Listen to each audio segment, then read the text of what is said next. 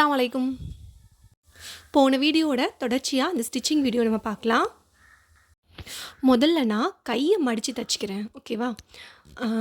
அப்புறம் உங்களுக்கு டைட்டில் நான் எப்படி பணத்தை மிச்சம் பண்ணலாம் அப்படின்னு சொல்லி போட்டிருந்தாங்களே, அதுக்கும் இதுக்கும் என்ன சம்மந்தம் அப்படின்னு நினைக்கிறீங்களா? இந்த வீடியோவோட முடிவுக்குள்ளே கண்டிப்பாக உங்களுக்கு விடை கிடைக்கும். இப்போ நான் பேக் நெக் பீஸை லைனிங்கோட ஜாயின் பண்ணிக்கிறேன். அப்புறம் ஃப்ரண்ட் நெக்கையும் ஜாயின் பண்ணிக்கிறேன். ஃப்ரண்ட் நெக்கை லைனிங்கோடு சேர்த்து ஃபுல்லாகவுமே ஓவராக ஒரு ஸ்டிச் போட்டுக்கிறேன். அப்போ தான் துணி நகராமல் இருக்கும். உங்களுக்கு துணி நகராமல் இருக்கணும்னா நீங்கள் கீழே வச்சு சமதளத்தில் வச்சு அதை சுற்றி பின் போட்டுட்டு எந்தெந்த இடம்லாம் மூவ் ஆகாமல் இருக்கணுமோ அங்கெல்லாம் பின் போட்டுட்டு நீங்கள் அதுக்கப்புறம் மெஷினில் கொண்டு வந்து ஸ்டிச் பண்ணிக்கலாம். அப்புறம் ஃப்ரெண்ட்ஸ், எப்பயுமே நம்ம பார்த்தோன்னு வைங்களேன், நம்மளோட வார்ட்ரோப்லேயோ இல்லை பியூரோவிலையோ நம்மளோட ட்ரெஸ், அதாவது லேடிஸோட ட்ரெஸ் தான் இருக்கிறதுலையே அதிகமான பார்ட் வகிக்கும். ஜென்ஸோட ட்ரெஸ்ஸையோ இல்லை கிட்ஸோட ட்ரெஸ்லையுமே பசங்களோட ட்ரெஸ்ஸை விட பெண் குழந்தைங்களோட ட்ரெஸ் தான் அதிகமான இடத்த அடைக்கும். அது உண்மை தானே, எல்லாருக்குமே அனுபவபூர்வமான உண்மை. அப்புறம் நம்ம ஒரு சாரீ வாங்குகிறோம், நியூ சாரீ வாங்குகிறோம், அதுக்கப்புறம் கொஞ்ச நாளைக்கு அப்புறம் நம்மளுக்கு அது பழசாக தோணுது. அதை நம்ம யூஸ் பண்ணுறதுக்கு ரீயூஸ் பண்ணுறதுக்கு நம்மளுக்கு கண்டிப்பாக யோசிப்போம். நான் அப்படி தான் யோசிப்பேன். ஸோ என்ன மாதிரி தான் லேடிஸ் ஒரு ஒரு பானை சொத்துக்கு ஒரு சோறு பதம்னு சொல்லுவாங்க இல்லையா? ஸோ லேடிஸ் எல்லாருமே அப்படி தான் யோசிப்பீங்கன்னு நினைக்கிறேன். ஒரு 2 or 3 டைம்ஸ் போட்டதுக்கப்புறம் அது நம்மளுக்கு பழசாக தோணுமோ என்னவோ, நம்ம அதை அப்படியே விட்டுருவோம், அப்படியே வச்சுருப்போம், என்ன பண்ணன்னு தெரியாது. ஸோ இந்த மாதிரி லாங் ட்ரெஸ்ஸாக நீங்கள் மேக் பண்ணி அதை போட்டிங்கன்னா கண்டிப்பாக உங்களுக்கு உங்களோட பணம் மிச்சமாகும். கண்டிப்பாக உங்களோட பணம் வெளியில் நீங்கள் வாங்க வேண்டிய அவசியமும் இருக்காது. உங்களோட பணமும் அதில் சேவ் ஆகும். அப்புறம் உங்களோட பொருளும் நீங்கள் ஏற்கனவே காசு கொடுத்து வாங்கி வச்சுருக்கீங்க இல்லையா, அந்த பொருளும் வேஸ்ட் ஆகாது. அதை தாங்க சொல்ல வந்தேன். ஸோ இப்போ நான் பேக் நெக் இல்லை, இது ஃப்ரண்ட் நெக்குக்கு நான் எந்த சைடு வச்சு அட்டாச் பண்ணியிருக்கேன் பாருங்கள். லைனிங் கிளாத்தோட சைடு வச்சு அதை அட்டாச் பண்ணியிருக்கேன். இப்போ திருப்பி விட்டு ஒரு அடி போட்டுக்கலாம். அது மேலே ஒரு ஜாயினிங் அடி அடிச்சிருந்தேன் இல்லையா? ஸோ அது உங்களுக்கு வெளியில் தெரிகிற மாதிரி இருந்துச்சுன்னா அதை நீங்கள் பிரித்து விட்டு கூட எடுத்துக்கோங்க. சப்போர்ட் அடி இது உங்களுக்கு ஒரு படிமான தையல் அது மேலே ஒன்று நான் போட்டுக்கிறேன். இப்போ இதுதான் நம்மளோட ஃப்ரண்ட் நெக். அப்புறம் நான் சொன்ன விஷயங்கள் எல்லாருக்கும் ஒத்து போகும் அப்படின்னு நான் சொல்லலை. சில பேர், ஏன்னா நான் அப்படி தான் ஃபீல் பண்ணுவேன், என்ன மாதிரி நிறைய பேர் ஃபீல் பண்ணலாம், அவங்களுக்காக தான் நான் இந்த மெசேஜை உங்களுக்கு பாஸ் பண்ணணும்னு நினச்சேன். இப்போ பேக் சைட் நெக்குக்கு ஒரு சின்ன கட் போட்டுக்கிறேன் அங்கங்கே.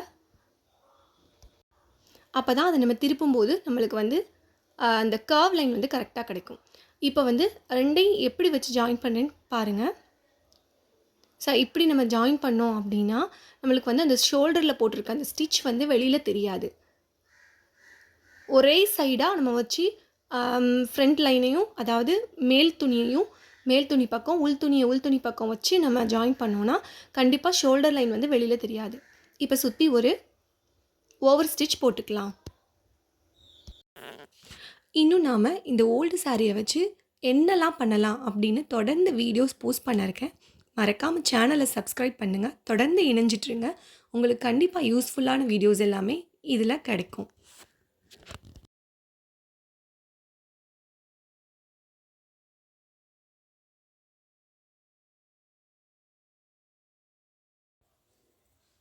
ஸோ படிமான தையல் போட்டாச்சு. இப்போ நம்மளுக்கு அப்பர் பார்ட் கிடச்சிச்சு, ஓகேங்களா? ஸோ இப்படி தான் இருக்கும்.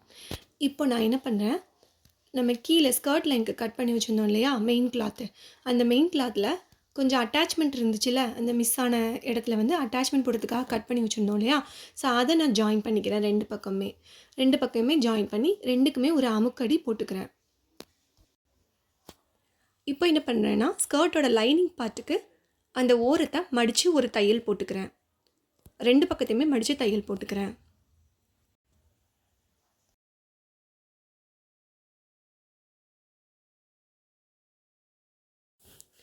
இப்போ நம்ம ஸ்லீவ் அட்டாச் பண்ணிடலாம். ஸோ நடுவில் நாட்சஸ் போட்டு வச்சுருக்கேன்ல, அதை ஜாயின் பண்ணிவிட்டு ஸ்லீவ் அட்டாச் பண்ணுறேன். எப்பயுமே ஸ்கர்ட் பார்ட் அட்டாச் பண்ணுறதுக்கு முன்னாடியே ஸ்லீவ் அட்டாச் பண்ணிடுங்க. அப்போ தான் கிளாத் நம்மளுக்கு ஹெவியாக இருக்காது.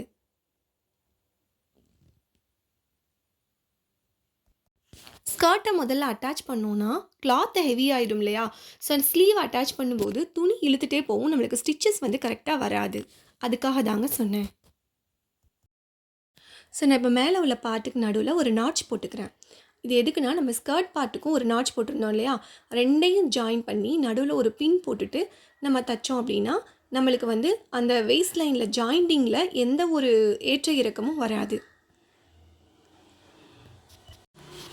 நம்ம மிஸ்டேக் ஆகிடுச்சு அப்படின்னு நம்ம பிரித்து விட்டு தைக்கணும் அப்படிங்கிற ஒரு அவசியமும் நம்மளுக்கு இருக்காது. டைமையும் நம்ம சேவ் பண்ணலாம். ஸோ இப்போது நான் வந்து அந்த லைனிங் ஸ்கர்ட்டோட லைனிங்கை வந்து அட்டாச் பண்ணிக்கிறேன். ஓகே, இப்போ 2 சைடையுமே ஜாயின் பண்ணி கீழேருந்து மேலே தையல் போட்டுக்கலாம்.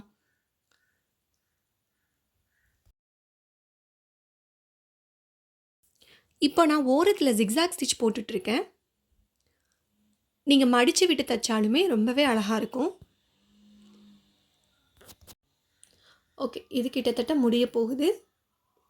இதோட ஃபைனல் அவுட்லுக் எப்படி இருக்குன்னு நான் காட்டுறேன் பாருங்கள். கண்டிப்பாக நீங்களும் ட்ரை பண்ணி பாருங்கள். ட்ரை பண்ணி பார்த்துட்டு உங்களோட எக்ஸ்பீரியன்ஸ் எப்படி இருக்குன்னு கண்டிப்பாக கமெண்ட் பாக்ஸில் தெரிவிங்க. ஆஹா, ரொம்பவே அழகாக இருக்குது. ஸோ கண்டிப்பாக இப்போ உள்ள தலைமுறை எல்லாமே வந்து இந்த லாங் ட்ரெஸ் தான் மோஸ்ட்லி ப்ரிஃபர் பண்ணுறாங்க. ஸோ எனக்கு கஸ்டமர்ஸ் மேக்ஸிமம் வர்றதும் இந்த லாங் ட்ரெஸ்க்கு தான். லாங் ட்ரெஸ் அண்ட் ப்ளவுஸ்க்கு மட்டும்தான். தேங்க்யூ ஃபார் வாட்சிங்.